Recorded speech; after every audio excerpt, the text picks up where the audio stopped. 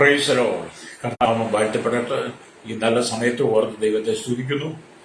ദേശത്തും വിദേശത്തും വിവിധ രാജ്യങ്ങളുമായിരുന്ന് ദൈവത്തിന്റെ വചനം കേൾക്കുന്ന എല്ലാ പ്രിയപ്പെട്ടവർക്കും കർത്താവായ യേശുക്രിസ്തുവിന്റെ വിലയേറിയ നാമത്തിൽ എന്റെ സ്നേഹവന്ദനം. അല്പസമയത്ത് ദൈവവചന ചിന്തയ്ക്കായി ഒരു ദൈവവചന ഭാഗം വായിക്കുന്നു. പുറപ്പാട് പുസ്തകം 15-ാം അധ്യായം അതിന്റെ 26-ാമത്തെ വാക്യം.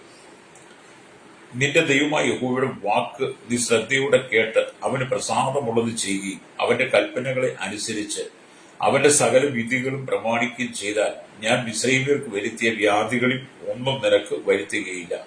ഞാൻ നിന്നെ സൗഖ്യമാക്കുന്ന യഹോവ ആകുന്നു എന്ന് അരുളി ചെയ്തു. വളരെ അനുഗ്രഹിക്കപ്പെട്ട ഒരു നല്ല തിരുവെഴുത്താണ് വായിച്ചത്. ആ ദൈവത്തിൽ നമ്മൾ മനസ്സിരുത്തി വായിച്ച് അതിനകത്ത് ദൈവമായ കർത്താവ് നമ്മോട് എന്തൊക്കെയാണ് പറഞ്ഞിരിക്കുന്നത് എന്നുള്ളത് നമ്മളത് വ്യക്തമായിട്ട് വായിക്കണം. അല്ലെ, എന്തൊക്കെയാണ് കർത്താവ് പറഞ്ഞിരിക്കുന്നത്? നിന്റെ ദൈവമായ യഹോവയുടെ വാക്ക് ശ്രദ്ധയോടെ കേൾക്കണം. 2, അവന് പ്രസാദമുള്ളത് ചെയ്യണം. 3, അവന്റെ കൽപ്പനകളെ അനുസരിക്കണം. 4, അവന്റെ സകല വിധികളും പ്രമാണിക്കണം.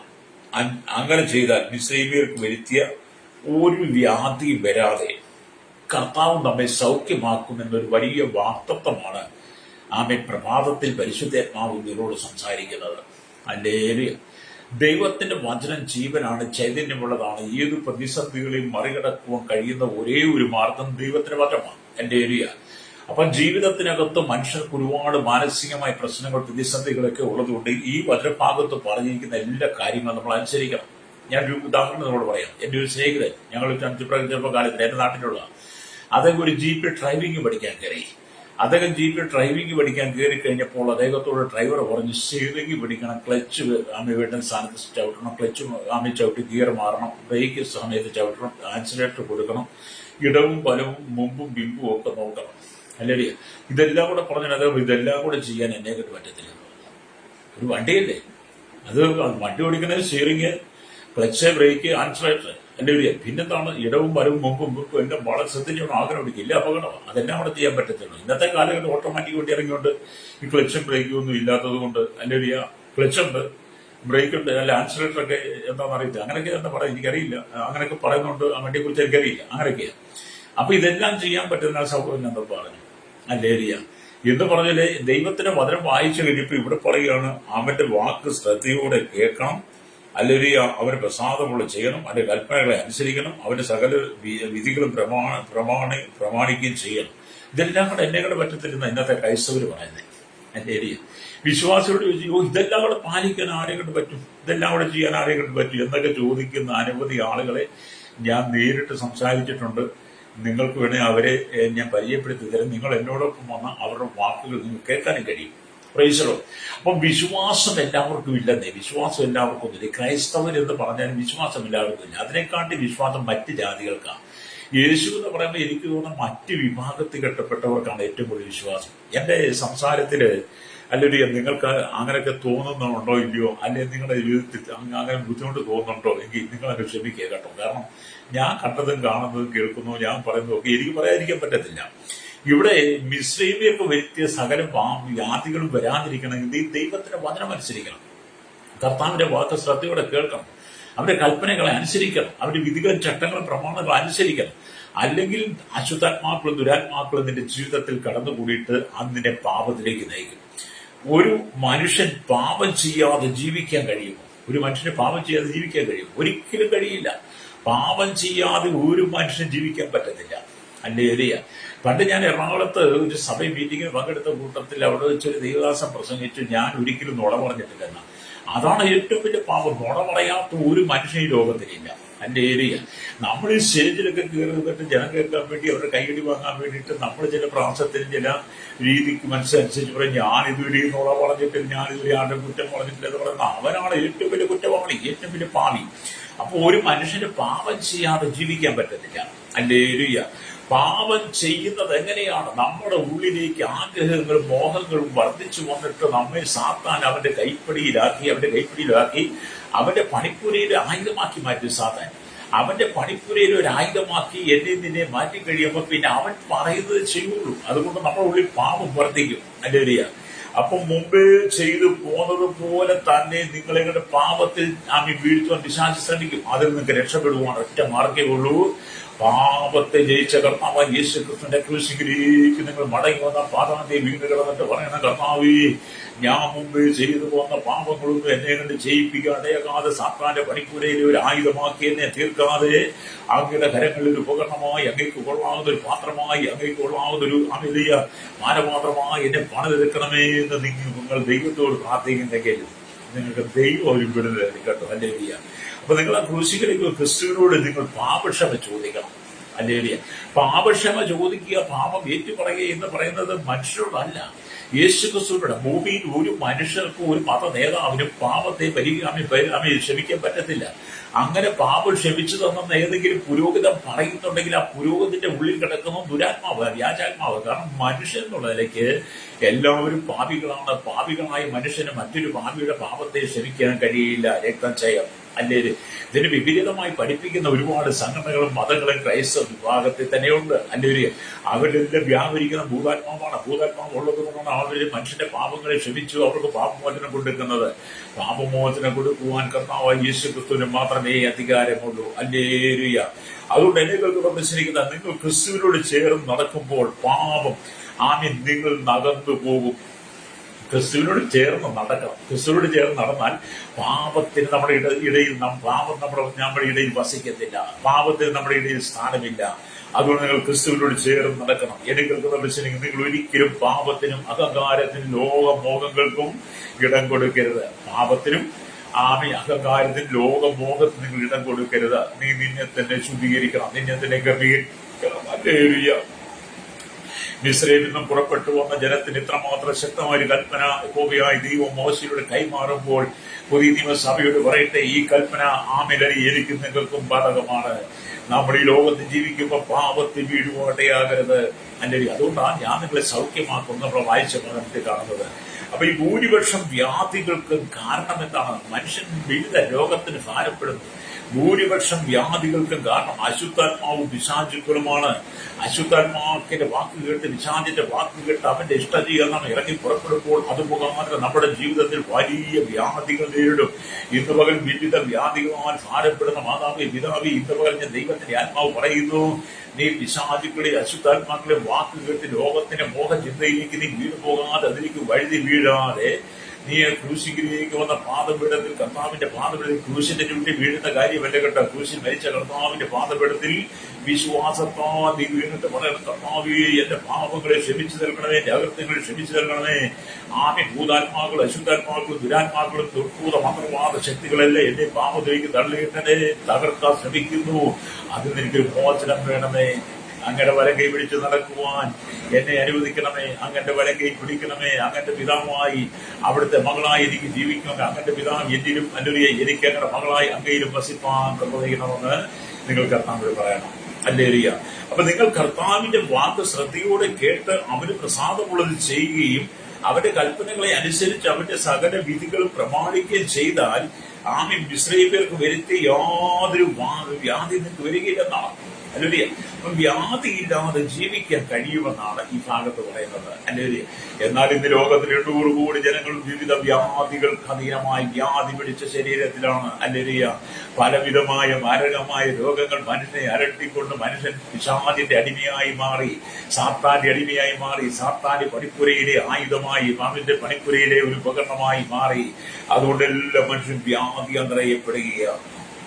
അതുകൊണ്ട് എന്നെ കേൾക്കുന്ന മനുഷ്യൻ മടങ്ങി വരണം.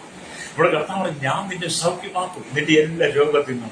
ഇന്നത്തെ കാലഘട്ടം നമുക്കറിയാം, ജനത്തിന് മുഴുവൻ പ്രഷറും ഷുഗറും കൊളസ്ട്രോളും നിറയപ്പെട്ട് രാവിലെ നോക്കിയാലും പകല് നോക്കിയാലും വൈകിട്ട് നോക്കിയാലും റോഡിൽ ഇഷ്ടംപോലെ നടപ്പുകാരാണ്. ഞാനും നടക്കാറുണ്ട് കേട്ടോ. പക്ഷെ എനിക്ക് പ്രഷർ ഷുഗർ കൊളസ്ട്രോൾ രണ്ടല്ല നടക്കുന്നത്. എനിക്ക് നടക്കാൻ ഇഷ്ടമാണ്. അതുകൊണ്ട് ഞാൻ ഒരുപാട് സമയം നടക്കാറുണ്ട്. ഹല്ലേലൂയ.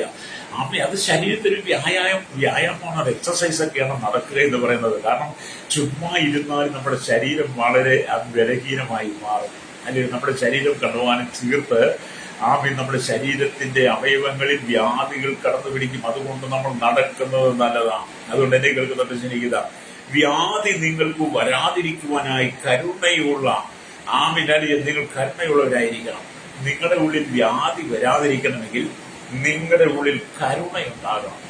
ഇന്നത്തെ കാലഘട്ടത്തിൽ മനുഷ്യന് കരുണയില്ല. മറ്റൊരാളോട് കരുണ കാണിക്കാൻ, മനസ്സിന് തോന്നുവാൻ, ദയ തോന്നുവാൻ അവനെ സ്നേഹിക്കുവാൻ കൈത്താങ്കൾ കൊടുക്കുവാൻ ചേർത്ത് പിടിക്കുവാൻ കഴിയാതെ പലരും കരുണയില്ലാത്ത ഹൃദയങ്ങളായി മാറി. ഹല്ലേലൂയ. എന്നാൽ നമ്മുടെ കർത്താവായ യേശു ഭൂമിയിലായിരുന്നപ്പോൾ യേശുവിന്റെ പരശുശ്രൂഷയുടെ 3.5 വർഷം മറ്റുള്ളവരെ സ്നേഹിക്കുകയും കരുതിയും ചേർത്ത് പിടിക്കുകയും അവരുടെ മനസ്സിനെയും കരുണ കാണിക്കുകയും അവരുടെ ആവശ്യങ്ങൾ അറിഞ്ഞവർക്ക് വേണ്ടി പ്രവർത്തിക്കുകയും തന്റെ അരിക്കൽ കടന്നു വന്ന എല്ലാവരും ഹല്ലേലൂയ യേശു തള്ളിക്കളയാതെ ചേർത്ത് പിടിച്ചു.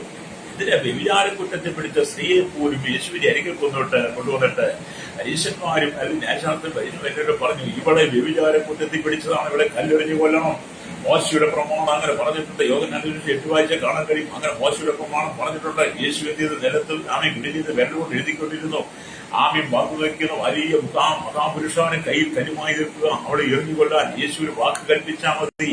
അവസാനം അവരുടെ വാക്കുകളെല്ലാം പറഞ്ഞു തീർന്നു കഴിയുമ്പോൾ യേശു നിവർന്നിട്ട് ചോദിച്ചു, നിങ്ങളിൽ പാപമില്ലാത്തവൻ ഇവളെ കല്ലെറിയട്ടെ. അവിടെ നിന്ന് 4 ജനങ്ങളും കല്ലും കളഞ്ഞിട്ട് ഓടിയ നാട്ടിൽ പുല്ലുപോലും ഇല്ലെന്ന് പറഞ്ഞ പരക്കം മാറ്റി. അവരോട് യേശു പറഞ്ഞു, ഇനി നീ പാപം ചെയ്യരുത്. ഹല്ലേലൂയ.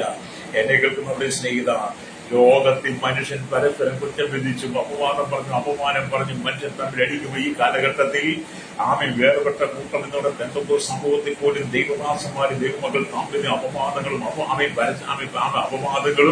അപമാനകരമായ ജീവിതം നയിച്ചുകൊണ്ടിരിക്കുകയാണ്. അതുകൊണ്ട് പെന്തക്കോസ്ത് സമൂഹത്തിന് മുഴുവൻ ദൈവദാസിദാസന്മാർക്ക് മുഴുവൻ അപമാനം ഉണ്ടാകത്തക്ക നിലയിൽ ദൈവദാസിദാസന്മാരെ പിശാച് കൊണ്ടുപോകുന്ന വ്യഭിചാരത്തിലേക്കാണ്. എത്രയോ ദൈവദാസന്മാരാണ് വ്യഭിചാരത്തിൽ വീണുപോയത്. എത്രയോ ദൈവദാസന്മാരാണ് വ്യഭിചാരത്തിൽ വീണുപോയത്. എത്രയോ കുട്ടികൾ വ്യഭിചാരത്തിൽ വീണു. എന്തുകൊണ്ടാണ് സംഭവിച്ചത്?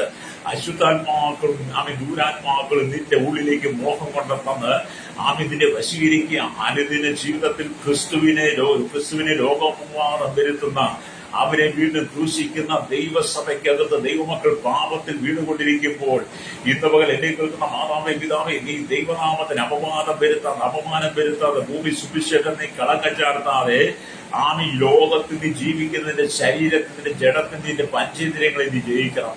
ഹല്ലേലൂയ. പഞ്ചേന്ദ്രിയങ്ങളെ ജയിക്കാൻ കഴിയാത്ത ഒരുത്തം പോലും സുവിശേഷം പ്രസംഗിക്കരുത്.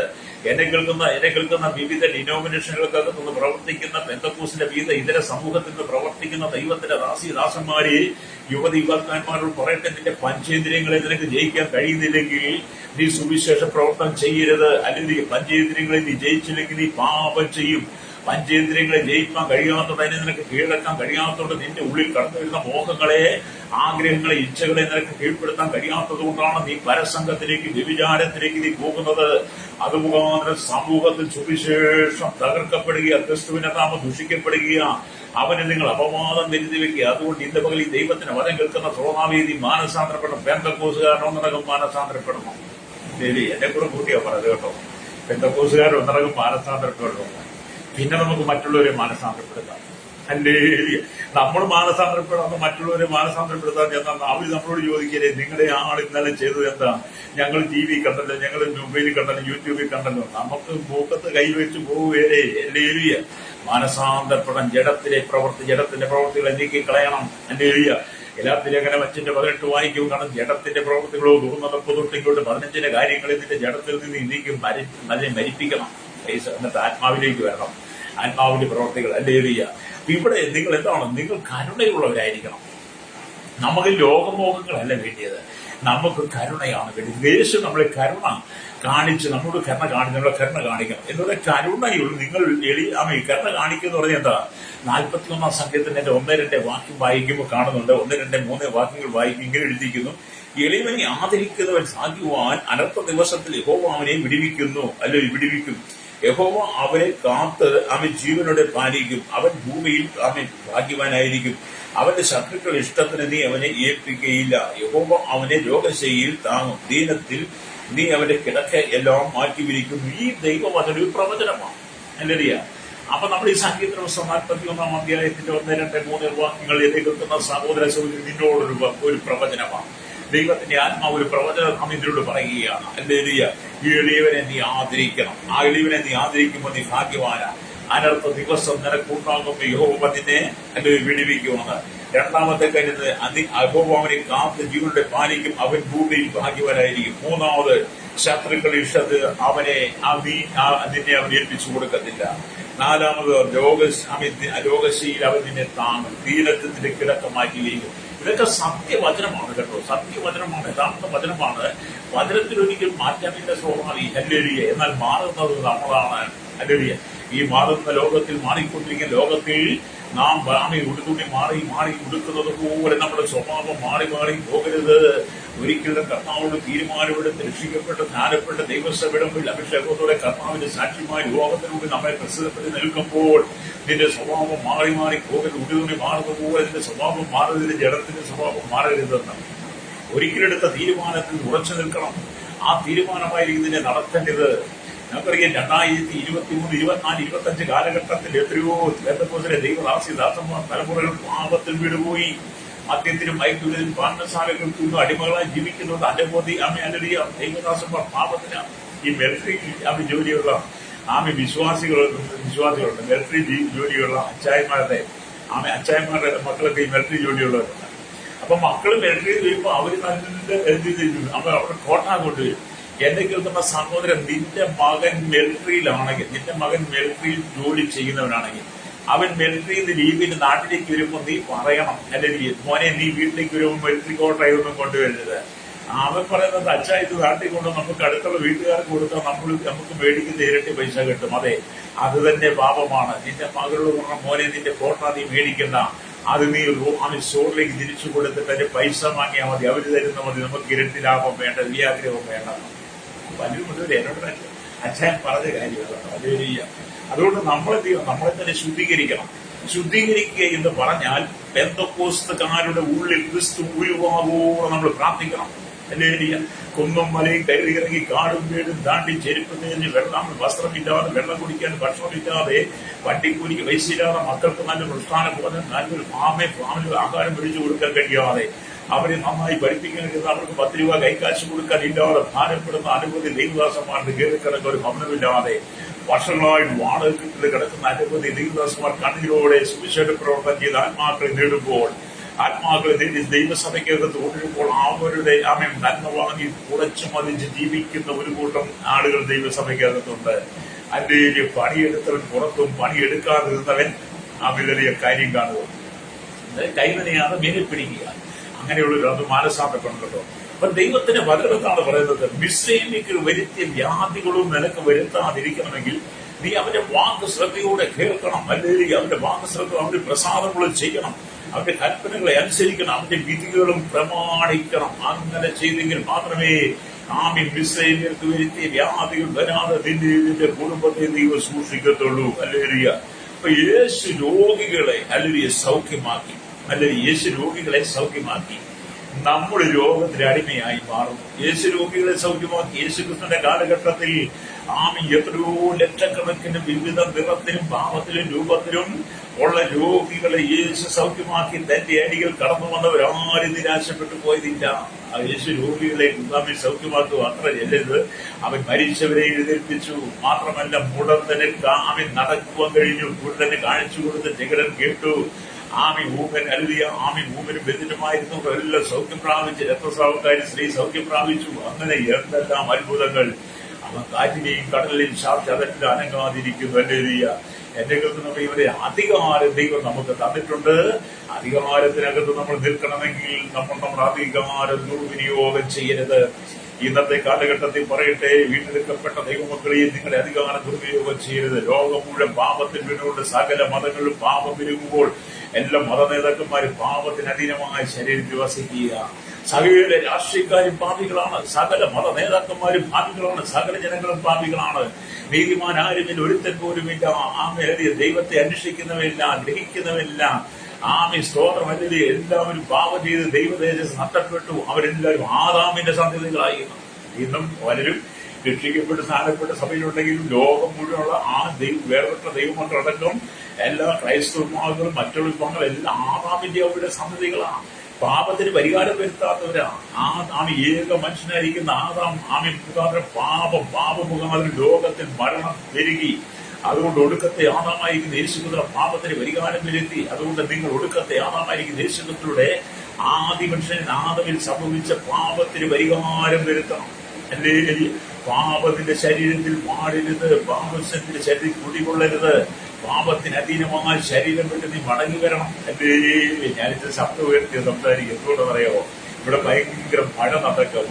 പുറത്തെ മഴയുടെ ശബ്ദം നിങ്ങൾ കേൾക്കാൻ പറ്റും. അതുകൊണ്ട് ആണ് എന്റെ സൗന്ദര്യത്തിൽ കൂടുതലായിട്ട് എന്റെ ഒരാളിനെ പറയുന്നത്. അപ്പൊ എന്താണെന്ന് ചോദിച്ചാൽ നമുക്കറിയാം, ശക്തമായി നീ ദൈവത്തിന്റെ ആത്മാവ് എന്നിനെ ഉപയോഗിക്കാൻ ആഗ്രഹിക്കുമ്പോൾ, പരിശുദ്ധന്മാവ് ഈ കാലഘട്ടത്തിന്റെ അധികകാല ഉറവിനായി ദൈവം നിന്നെ ഉപയോഗിക്കാൻ ആഗ്രഹിക്കുമ്പോൾ, അല്ലെങ്കിൽ വലിയൊരു ആത്മ പകർച്ച ലോകമെമ്പാട് സംഭവിക്കണം. അനേക ആയിരങ്ങൾക്ക് കർത്താവായ യേശുക്രിസ്തുവിനെ അറിയണം. അനേകരുടെ ഹൃദയങ്ങളിൽ ക്രിസ്തു ഉരുവാകുവാൻ വേണ്ടി പ്രാർത്ഥിക്കുന്ന ഒരു സമൂഹത്തെയാണ് ദൈവത്തിന് ആവശ്യം. കേരളത്തിലെ 3.25 കോടി ജനങ്ങളും തലമുറകളും വെള്ളത്തിൽപ്പെടാത്ത അന്യസംസ്ഥാന തൊഴിലാളികളൊക്കെ അവരുടെ ഹൃദയത്തിൽ അവരുടെ ജീവിതത്തെ ക്രിസ്തു ഉരുവാകുവോളം ഇന്ത്യയിലെ 145 കോടി ജനം, ലോകര 800 കോടിയിലധികം ജനം വെള്ളത്തിൽപ്പെടാത്തവരും തലമുറകളെയും ഹൃദയത്തിൽ ജീവിതത്തിൽ ക്രിസ്തു ഉരുവാകുവോളം പ്രസവപ്പെടുന്ന ദൈവത്തിന്റെ ദാസന്മാരെ ദൈവം അന്വേഷിക്കുന്നു. അതിലൊരാളായി തീരുവാൻ നിനക്ക് കഴിയുമോ? അതിലൊരാളായി തീർന്നെങ്കിൽ ലോകത്തിലുള്ളതിനെ നീ സ്നേഹിക്കരുത്. ലോകമോഹത്തിൽ നീ പുറത്തു വരണം. നീ മാനസാന്തരപ്പെടണം. ഹല്ലേലൂയ. നമ്മുടെ കർത്താവ് നമുക്ക് ചെയ്യുവാൻ പോകുന്ന അത്ഭുതങ്ങളെ ഓർത്താൽ ഈ ലോകത്തിന്റെ പാപസുഖങ്ങൾ വിടണം. ഞാനീ പറയുന്ന ദൈവത്തിൽ എന്ന് പറയുന്നത് ഇവിടുത്തെ പ്രോസ്പെരിറ്റി ഒന്നും അല്ല പറയുന്നത്. വചനമാണ് പറയുന്നത്. എന്തുകൊണ്ടാണ് അനുഗ്രഹത്തെ കുറിച്ച് മാത്രം പറഞ്ഞ് നിങ്ങളുടെ കയ്യടി വാങ്ങുവാൻ, നിങ്ങളുടെ നന്മ വാങ്ങിയെടുക്കാനൊക്കെ എനിക്ക് പറ്റും. പക്ഷെ ഞാനത് ചെയ്താൽ അത് പാപമാണ്. രക്ഷ എന്താണ്? അതിൽ മാനസാന്തരം എന്താണ്? മാനസാന്തരം, വിശ്വാസ സ്നാനം എന്താണ്? പരിശുദ്ധാത്മാവിന്റെ സ്നാനം എന്താണ്? വേർപാട് എന്താണ്? വിശുദ്ധി എന്താണ്? അല്ലെങ്കിൽ അപ്പോസ്തലന്മാരുടെ ഉപദേശം എന്താണ്? സ്വോത്രം പ്രാർത്ഥന കൂട്ടായ്മ എന്താണ്? അപ്പൻ കുറുക്കൽ പ്രാർത്ഥന എന്താണ്? സഭയുടെ അടിസ്ഥാന ഉപദേശങ്ങൾ പഠിപ്പിക്കാത്ത സകല സഭകളും ദൈവദാസന്മാരും ചെയ്യുന്നത് പാപമാണ്.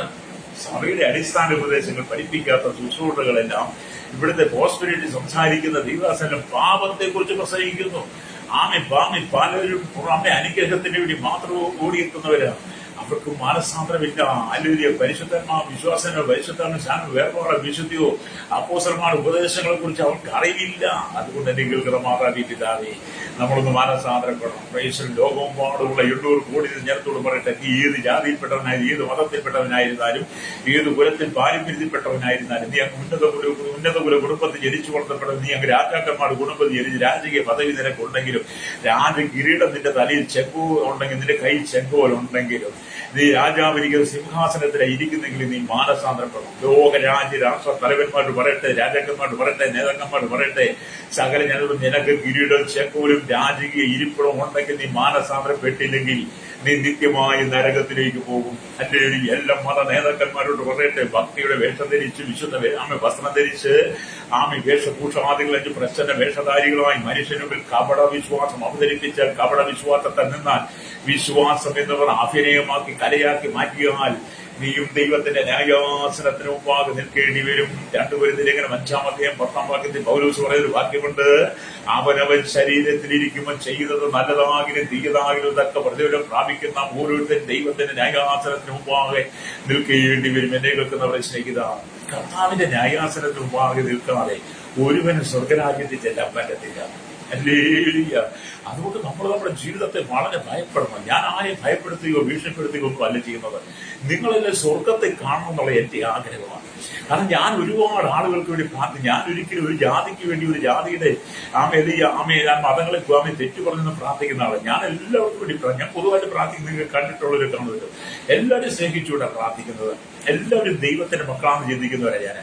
മനുഷ്യൻ മതം ഉണ്ടാക്കി, മതങ്ങൾക്ക് ഒരു ദൈവങ്ങളെ ഉണ്ടാക്കി, ആചാരങ്ങളുണ്ട്, അനുഷ്ഠാന കർമ്മങ്ങൾ ഉണ്ടാക്കി, അത് മനുഷ്യൻ ചെയ്തു പോലെങ്കിലും നമ്മളെല്ലാവർക്കും വേണ്ടി പ്രാർത്ഥിക്കണം. ആരെ നമ്മൾ അന്യരായിട്ട് കാണില്ല, ആരെ കുറ്റപ്പെടുത്താൻ നിൽക്കണ്ട. പക്ഷെ ക്രിസ്തുവിന്റെ സ്നേഹത്തിൽ നമ്മൾ അവർക്ക് വേണ്ടി പ്രാർത്ഥിക്കാൻ പറ്റില്ല. ഹല്ലേലൂയ. അപ്പൊ ഇവിടെ ദൈവത്തിന്റെ വചനം പറയുന്നത്, യേശു രോഗികളെ സൗഖ്യമാക്കി വ്യാധിയെ കൊണ്ടുവന്ന, അല്ലെങ്കിൽ ആ വ്യാധികളെ കൊണ്ടുവന്ന അശുദ്ധാത്മാവിനെ തുരത്തി. യേശു രോഗികളെ സൗഖ്യമാക്കി. ആ രോഗിയുടെ മേൽ വ്യാധിയെ കൊണ്ടുവന്ന അശുദ്ധാത്മാവിനെ യേശു ആ രോഗിയെ പുറത്താക്കി. പരിശുദ്ധാത്മാവിന്റെ സഹായത്താൽ അത്യുന്നതങ്ങളിൽ നിന്നും വരുന്ന ബലം പ്രാപിച്ചു. ഹല്ലേലൂയ. അപ്പം വ്യാധി പിടിച്ച് വന്നവനെ യേശു സൗഖ്യമാക്കി. ആ വ്യാധിയെ പുറത്താക്കി. ഉയരത്തിനുള്ള ശക്തി അവന്റെ മേൽ വന്നു. അവൻ ബലമുള്ളവനായി, ആരോഗ്യമുള്ളവനായി മാറി. ഹല്ലേലൂയ. അവന്റെ ഉപവാസത്തിനും ശുശ്രൂഷയ്ക്കും വ്യാധി ഒരിക്കലും തടസ്സമായിരുന്നില്ല. യേശുക്രിസ്തുവിന്റെ ആമേലെ ഉപവാസത്തിലും ശുശ്രൂഷയ്ക്ക് ഒന്നും ഒരു വ്യാധിയും ദുരാത്മാക്കളും ദുർഭൂതാത്മാക്കളും ഒന്നും തടസ്സമായിരുന്നില്ല. ഇന്നത്തെ കാലഘട്ടത്തിൽ നമ്മുടെ ഉപവാസത്തിന് വ്യാധികൾ തടസ്സം, നമ്മുടെ ഉപവാസത്തിന് ദുർഭൂതാരാധന ദുർഭൂതങ്ങൾക്ക് തടസ്സമാണ്. എന്നാൽ യേശു ക്രിസ്തു അല്ലെങ്കിൽ യോർദാനിൽ സ്നാനമേറ്റ് ആത്മാവ് യേശുവിനെ 40 ദിവസം മരുഭൂമിയിലേക്ക് 40 ദിവസം യേശു ഉപവസിക്കുന്ന സമയത്ത് ഒരു വ്യാധി, ഒരു ദുരാത്മാവ് ഒരിക്കൽ വന്നില്ല. അവൻ 40 ദിവസം കഴിഞ്ഞ് ഉപവാസം തീർന്നു കഴിഞ്ഞപ്പോൾ പിശാചിരിക്ക് വന്നു. ആ പിശാചിന്റെ തന്ത്രങ്ങളെ യേശു ജയിച്ചവനാണ്. എന്റെ ഇന്ന് പകൽ എന്റെ കേൾക്കുന്ന മാതാവ് പിതാവ്, നീ മാനസാന്തരപ്പെടണം. നീ മാനസാന്തര യോഗ്യമായ ഫലം കായ്ക്കണം. നിന്റെ ജീവിതം മുഴുവൻ പാപം കൊണ്ട് നിറയപ്പെട്ടതാണ്. നിന്റെ ജീവിതം മുഴുവൻ അശുദ്ധിയാണ്. നിന്റെ കുടുംബത്തിൽ മുഴുവൻ അശുദ്ധിയാണ്. നിന്റെ കുടുംബം മുഴുവൻ പിശാചി വ്യാധിയാണ് നിറച്ച്. നിന്റെ ശരീരം മുഴുവൻ വ്യാധിയാണ്. നിന്റെ ഉള്ളിൽ ദുരാത്മാവാണ്, ദുർഭൂതമാണ് വസിക്കുന്നത്. അതുകൊണ്ട് നിനക്ക് സമാധാനമില്ല, സ്വസ്ഥതയില്ല. അതുകൊണ്ട് നിന്റെ ശരീരത്തിൽ അടങ്ങിയിരിക്കുന്നത് ഈ വ്യാധികളെ നീക്കുവാൻ ആദ്യം നിന്റെ ഉള്ളിൽ വ്യാപരിക്കുന്ന അശുദ്ധാത്മാവിന്റെ ചിന്തകളെ നീ എടുത്ത് പുറത്തു കളയണം. കൈശലവും അശുദ്ധാത്മാവിന്റെ ചിന്തകളെ നമ്മൾ എടുത്ത് പുറത്തു കളയണം. അന്റെ ഏരിയ. അപ്പൊ അതുകൊണ്ട് പറഞ്ഞാൽ യേശു രോഗികളെ സൗഖ്യമാക്കി വ്യാധിയെ കൊണ്ടുവന്ന് അശുദ്ധാത്മാവിനെ തുരത്തി പരിശുദ്ധാത്മാവിന്റെ സഹായത്താൽ ഉയരങ്ങളിൽ ശക്തി നമുക്ക് നൽകി നമ്മൾ പൂർണ്ണ ആരോഗ്യമുള്ളവരെ മാറി. യേശുക്രിസ്തുവിന്റെ ഉപവാസം പ്രാർത്ഥനയിലും വ്യാധികൾ തടസ്സമായിരുന്നില്ല. അതുകൊണ്ട് ക്രിസ്തുവിന്റെ കാൽച്ചുവടുകൾ പിന്തുടർന്നുകൊണ്ടിരിക്കണമെന്ന് ഹല്ലേലൂയ 1 പത്രോസ് ലേഖനം ഹല്ലേലൂയ 2:21 കാണുന്നുണ്ട്. യേശു ഇതെല്ലാം നമുക്കൊരു മാതൃകയായി വെച്ചതുകൊണ്ട് നമ്മൾ അവന്റെ കാൽച്ചുവടുകൾ പിന്തുടരണം. ഹല്ലേലൂയ. യേശുവിന്റെ കാൽച്ചുവടുകൾ പിന്തുടർന്ന് യാത്ര ചെയ്യുന്നവനെ പിശാചിന് തൊടാൻ പറ്റത്തില്ല. എന്തുകൊണ്ടാണ് പിശാചിന് കേൾക്കുമ്പോൾ നിങ്ങൾ മുട്ടിടിക്കുന്നു, മുട്ടുവിറയ്ക്കുന്നു? എനിക്ക് പിശാചിന് കേൾക്കുമ്പോൾ ഒരു പേടിയില്ല. എനിക്ക് പിശാചിന് കേൾക്കുമ്പോൾ ഒരു പേടിയില്ല. പിശാചിന് ഭയമില്ല. എനിക്ക് ഒരിക്കലും പിശാചിന് ഭയമില്ല. ഞാൻ വിശ്വാസത്തിന് വരുന്നവരും എനിക്ക് പിശാചിന് ഭയമില്ല. വിശ്വാസം വന്നതിന് ശേഷം ഒട്ടും ഭയമില്ല. കാരണം അവന് ഒന്നും ചെയ്യാൻ പറ്റത്തില്ല. ഞാൻ യേശുവിന്റെ രക്തത്താൽ വീണ്ടെടുക്കപ്പെട്ട് യേശുവിന്റെ രക്തത്തെ കഴിവ് പ്രാപിച്ച് പാപത്തിന് പരിഹാരം ശുദ്ധീകരണം വരുത്തി ഞാൻ ദൈവത്തിൽ അനുദിനം എന്റെ ജീവിതത്തിൽ വരുന്ന തെറ്റുകുറ്റങ്ങളെല്ലാം ഏറ്റുപറഞ്ഞ് മാപ്പ് ചോദിച്ച് ദൈവസനയില് ഒരു നിർമ്മല ജീവിതത്തിന് ഞാൻ ആഗ്രഹിച്ചെന്നും ദൈവസനെ ഏൽപ്പിച്ചു കൊടുക്കും. ഹല്ലേലൂയ. അതുകൊണ്ട് എനിക്ക് പിശാചിനെ പേടിയില്ല. എന്നെ കേൾക്കുന്ന മാതാവേ പിതാവേ, നീ സാത്താനെ എന്തിനാണ് നീ ഭയപ്പെടുന്നത്? എന്നെ കേൾക്കുന്ന യുവദൈവങ്ങൾ, നീ എന്തിനാണ് പിശാചിനെ ഭയപ്പെടുന്നത്? എന്തിനാണ് നീ വ്യാധിയെ ഭയപ്പെടുന്നത്? ദുരാത്മാവിനെ നീ എന്തിനാണ് ഭയപ്പെടുന്നത്? അത് ഭയപ്പെടാൻ ഒറ്റ കാരണം, നിന്റെ മനസ്സിനകത്ത് അശുദ്ധി നിറഞ്ഞു നിൽക്കുന്നിടത്തോളം കാലം സാത്താൻ നിന്നെ ഭയത്തിലേക്ക് കൊണ്ടുപോകും. ഹല്ലേലൂയ. അതുകൊണ്ട് നമ്മൾ യോഹന്നാന്റെ ലേഖനമൊക്കെ വായിക്കുമ്പോൾ കാണുന്നുണ്ട്. ഹല്ലേലൂയ. യോഹന്നാന്റെ ലേഖനം വായിക്കുമ്പോൾ 2-ാം അധ്യായമൊക്കെ വായിക്കുമ്പോൾ നമുക്കത് കാണാൻ കഴിയും. ഹല്ലേലൂയ. 2-ാം അധ്യായമൊക്കെ വായിക്കുമ്പോൾ ലോകത്തിലുള്ളതിനെ സ്നേഹിക്കരുതെന്നാണ്. ഹല്ലേലൂയ. കാരണം 1 യോഹന്നാൻ ലേഖനം 2-ാം അധ്യായം 15-ാമത്തെ വാക്യത്തിൽ വരും ഇങ്ങനെയുണ്ട്: ലോകത്തിലുള്ളതിനെ സ്നേഹിക്കരുത്. ഒരുവൻ ലോകത്തെ സ്നേഹിക്കുന്നുവെങ്കിൽ അവനിൽ പിതാവിന്റെ സ്നേഹമില്ല. ജഡമോഹം, കൺമോഹം, ജീവനത്തിന്റെ പ്രതാപം, ഇങ്ങനെ ലോകത്തിലുള്ളത് എല്ലാം പിതാവിൽ നിന്നല്ല ലോകത്തിൽ നിന്നത്രയാകുന്നു. ഹല്ലേലൂയ. അപ്പൊ ഇത് നമ്മൾ ഈ ജഡമോഹം, കൺമോഹം, ജീവനത്തിന്റെ പ്രതാപം നമ്മുടെ ഉള്ളിൽ വളരരുത്. ഇതെല്ലാം ലോകത്തിന് സാത്താൻ തരുന്നത്. ഹല്ലേലൂയ. അപ്പൊ നമ്മൾ ദൈവത്തോട് ചേർന്ന് നിൽക്കണം. അല്ലെങ്കിൽ ഈ ലോകമോഹം, ജനമോഹം, കൺമോഹം, ജീവനത്തിന്റെ പ്രതാപത്തിനകത്തൊന്നും നമ്മൾ വീട് പോകരുത്. ഹല്ലേലൂയ. എന്നെ കേൾക്കുന്ന മനുഷ്യനിൽ നിങ്ങൾ എന്ത് ചെയ്യണം? വ്യാധിയെ ജയിക്കണം. ഹല്ലേലൂയ. ലോകത്തെ ജയിക്കണം. 1 വ്യാധിയെ ജയിക്കണം, 2 ലോകത്തെ ജയിക്കണം. മനുഷ്യരോട് പോരാടുന്ന മറ്റൊരു വലിയ ശക്തിയാണ് ലോകം. ഹല്ലേലൂയ. ലോക ഇച്ഛകൾ, ലോക വേഷങ്ങൾ, ലോക ജ്ഞാനങ്ങൾ, ലോക ഉല്ലാസങ്ങൾ, ലോക വഴികൾ എന്നിങ്ങനെ ധാരാളമുണ്ട്. ഇതെല്ലാം പിശാച് നിങ്ങളുടെ ജീവിതത്തിൽ കൊണ്ടുവരും. ഹല്ലേലൂയ. ലോകത്തിന്റെ അധിപതി എന്ന് വിളിക്കപ്പെടുന്നവനെ അവനെ ജയിക്കുമ്പോഴാണ് നിങ്ങൾക്ക് സ്വർഗരാജ്യത്തിലേക്ക് പ്രവേശിപ്പാൻ കഴിയുള്ളൂ.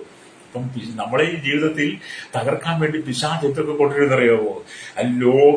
ലോകത്തിന്റെ ഇച്ഛകൾ കൊണ്ടുതരും, ലോകം കാണിക്കും വേഷങ്ങൾ കൊണ്ടുതരും, ലോക ജ്ഞാനം കൊണ്ട്, ലോക ഉല്ലാസങ്ങൾ. നമുക്കറിയാം, ഇന്നത്തെ ഒരു 10 വർഷം നമ്മൾ ചിന്തിക്കും. ഇന്നത്തെ പണ്ട് നമ്മുടെ അമ്മച്ചിമാരും മക്കളും ഒക്കെ നന്നായിട്ട് മറച്ച് നന്നായിട്ട് വസ്ത്രം ധരിച്ച് ആ കൈകാലികളൊക്കെ മൂടിയൊക്കെ വസ്ത്രം. ഇന്നത്തെ കാലത്ത് ഇന്നത്തെ നമ്മുടെ സൗകര്യമാര് തുണി ഉടുക്കുന്നത് കണ്ടിട്ടില്ലേ?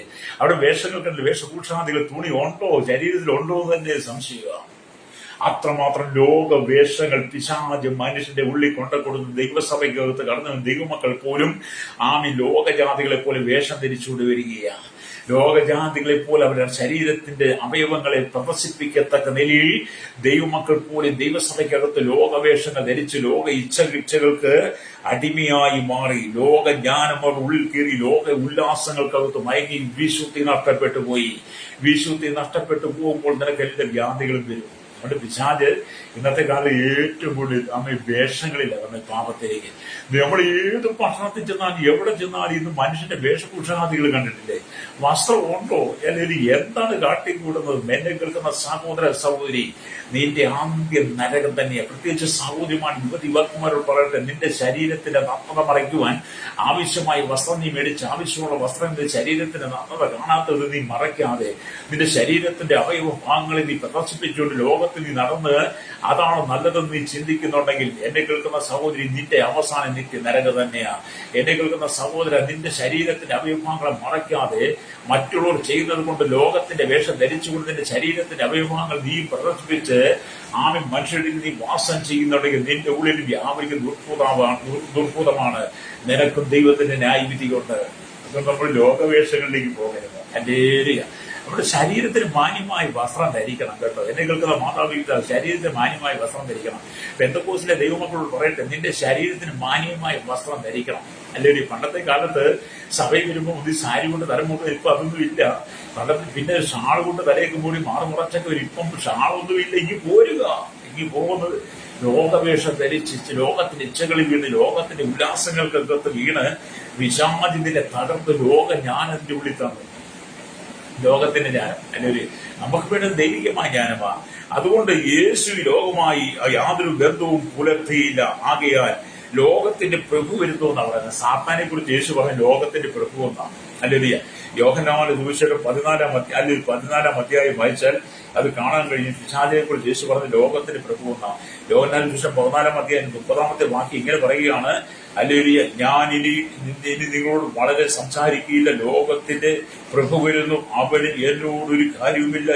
എങ്കിലും ഞാൻ പിതാവിനെ സ്നേഹിക്കുന്നു എന്നും പിതാവ് എന്നോട് കൽപ്പിച്ചതുപോലെ ഞാൻ ചെയ്യുന്നതെന്നും എന്നും ലോകം അറിയട്ടെ എന്ന് എഴുന്നേൽപ്പിൻ, നാം പോകാം. ലോകത്തിന്റെ പ്രഭുവിനെ ലോകത്തിന്റെ പിശാചിനെ പ്രഭു എന്നാണ് യേശു പറയുന്നത്. അതിനെക്കുറിച്ച് നമുക്ക് വീണ്ടും കാണുമ്പോൾ യോഹന്നാന്റെ സുവിശേഷം 12:31 ഈ സാത്താനെ കുറിച്ച് പ്രഭു എന്ന് പറയുന്നുണ്ട്. യോഹന്നാന്റെ സുവിശേഷം 12:31 അവിടെ ഇങ്ങനെ വായിക്കുന്നു, ഇപ്പോൾ ഈ ലോകത്തിന്റെ ന്യായവിധി ആകുന്നു. ഇപ്പോൾ ഈ ലോകത്തിന്റെ പ്രഭുവിനെ പുറത്ത് തള്ളിക്കളയും. ഞാനോ ഭൂമിയിൽ നിന്ന് ഉയർത്തപ്പെട്ടാൽ എല്ലാവരെയും എന്നിലേക്ക് ആകർഷിക്കാം. അപ്പം ലോകത്തിന്റെ പ്രഭുവായ പിശാചിനെ ദൈവം അലുവിയെ തള്ളിക്കളയുന്ന ഇരിക്കുന്ന തീപ്പുയിലേക്ക് തള്ളിക്കളഞ്ഞൊരു ദിവസമുണ്ട്. അതുകൊണ്ട് എന്നെ കേൾക്കുന്നവരെ സ്നേഹിത, സ്തോത്രം. ലോകത്തിൽ നമുക്ക് കഷ്ടമുണ്ടെന്ന് അതുകൊണ്ട് യേശു പറഞ്ഞത്, ലോകത്തിൽ നിങ്ങൾക്ക് കഷ്ടമുണ്ടെങ്കിലും ധൈര്യപ്പെടും, ഞാൻ ലോകത്തെ ജയിച്ചിരിക്കുന്നു എന്ന് യേശു. യോഹന്നാൻ 16:33 ഞാൻ വായിച്ചു വചനത്തിലേക്ക് വരട്ടെ, ഇതിലൂടെ പ്രാർത്ഥിക്കാൻ പോവുകയാണ്. എന്നാണ് വായിച്ചു വചനം. പുറപ്പാട് പുസ്തകം 15:26 വാക്യം, അല്ലെങ്കിൽ നിന്റെ ദൈവമായ യഹോവയുടെ വാക്ക് നീ ശ്രദ്ധയോടെ കേട്ട് അവന് പ്രസാദമുള്ളത് ചെയ്യുകയും അവന്റെ കൽപ്പനകളെ അനുസരിച്ച് അവന്റെ സകല വിധികളും പ്രമാണിക്കുകയും ചെയ്താൽ ഞാൻ മിസ്രയീമിലേക്ക് വരുത്തിയ വ്യാധികളിൽ ഒന്നും നിനക്ക് വരുത്തുകയില്ല. ഞാൻ നിന്നെ സൗഖ്യമാക്കുന്ന ഇതൊരു വാഗ്ദത്തമാണ്. എന്നോട് കേൾക്കുന്ന പ്രശ്നിക്കുന്ന ഈ വാഗ്ദത്തം നീ ഏറ്റെടുക്കുന്നെങ്കിൽ, ഈ വാഗ്ദത്തം നീ വിധേയപ്പെട്ട് കൊടുക്കുന്നെങ്കിൽ നിന്റെ ജീവിതത്തിന്റെ എല്ലാ മേഖലയും ദൈവം സമർത്ഥ്യം അനുഭവം. നിന്നെ തകർത്തുകൊണ്ട് നിന്റെ കുടുംബത്തെ തകർന്ന് ജീവിതത്തെ നിന്റെ ശരീരത്തെ തകർക്കുന്ന സകല വ്യാധികളും ദൈവം നിനക്ക് മോചനം നൽകാൻ ആഗ്രഹിക്കുക. തകർന്ന് തരിപ്പണമായ ജീവിതത്തിൽ ഉയരാൻ കഴിയാത്ത നിരാശയുടെ സങ്കട ദുഃഖത്തിന്റെ കടലിലൂടെ കടലിൽ കടന്നു പോകുന്ന സഹോദര സഹോദരി, നീ ലോകത്തെ വിട്ട് യേശുവിലേക്ക് വാ. ദൈവം നിന്റെ കുടുംബത്തിനകത്ത് ജീവിതത്തിൽ അത്ഭുതം ചെയ്യും. കണ്ണുകളുടെ ചാട്ട പരിശുദ്ധ ഞങ്ങളുടെ നല്ല ദൈവമേ സ്വർഗ്ഗ പിതാവേ, അനുഗ്രഹിക്കപ്പെട്ട നല്ല സമയത്തെ വചനം കേട്ടുകൊണ്ട് കേരളത്തിൽ ലോക രാജ്യങ്ങൾ 800 കോടിയിലും ജനത്തിനാണ് തലമുറകൾ കണ്ടെത്തിപ്പെടാത്തവർ, രാജ്യരാഷ്ട്ര തലം വലിയ ഭരണാധികാരികളെ, മത നേതാക്കന്മാരെ, രാഷ്ട്രീയ നേതാക്കളെ എല്ലാം മാനസാന്തപ്പെട്ടു. ശൈശവത്തെയും ബാല്യത്തെയും കൗമാരി യുവനത്തിൽ വാർത്തെങ്കിലും രാലും വൃത്ത രസന യാചക ഓട്ടം ചോട്ടം ഇവർ കടവറയിലായിരിക്കുന്ന ജാതി മത വർഗവർണ്ണ വ്യത്യാസം ഉള്ളിട്ട് കൊട്ടായതുവരെ പാർക്കുന്ന എല്ലാ ജനത്തിനും രക്ഷയ്ക്കും വിടലും മാനസാന്തരം പ്രാർത്ഥിക്കുന്നു. അതാവി സകല മനുഷ്യൻ വ്യാധികമായി നിറയപ്പെട്ട് ജീവിക്കുമ്പോൾ അതിന് മോചനം കൊടുക്കണമേ. മനുഷ്യൻ കരുണയുള്ളവനെ തീരനെ പ്രാർത്ഥി പ്രത്യേകിച്ച് ദൈവമക്കളുടെ മനസ്സാനെ ദൈവസഭയുടെ മനസ്സാ ശുദ്ധീകരണത്തിനായി പ്രാർത്ഥിക്കുന്നു. സകലത്തിൽ പേര് ദൈവനീതി വെളുക്കണം യേശുവിന്റെ നാമത്തിൽ തന്നെ. ആമേൻ.